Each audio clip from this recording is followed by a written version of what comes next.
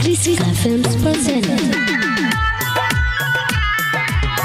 दू चार बहिन में छौड़ा बोलले खूब बोलिया रे आई तो बारात चढ़ के चल जाइबो टोलिया रे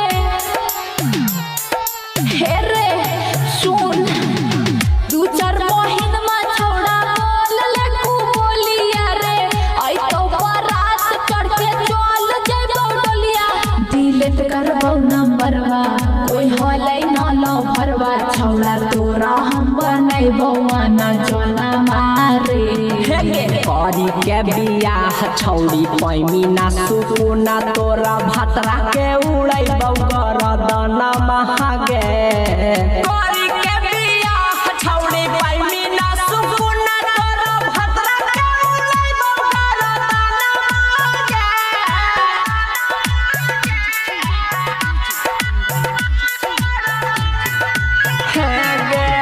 मांग के सनुरवा छौड़ी बन जैतौ राख गे तबे पड़तौ हमरा पर ध्यानमा कृषिका फिल्म्स प्रेजेंट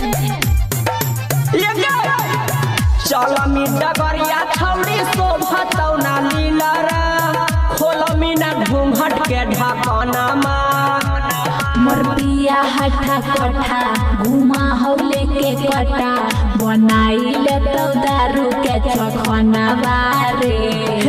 करी के बियाह छौड़ी पैमी ना सुकुना तोरा भतरा के उड़ैबौ गरदन महागे करी के बियाह छौड़ी पैमी ना सुकुना तोरा भतरा के उड़ैबौ गरदन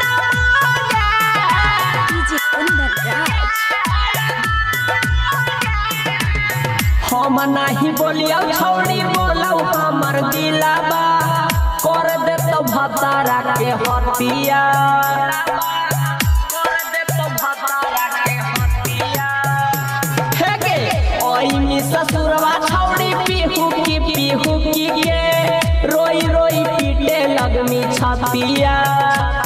राजू रोशन पुजारी मौगी के धोइहे साड़ी उखड़तौ नहीं तोरा से कुंदन हमारे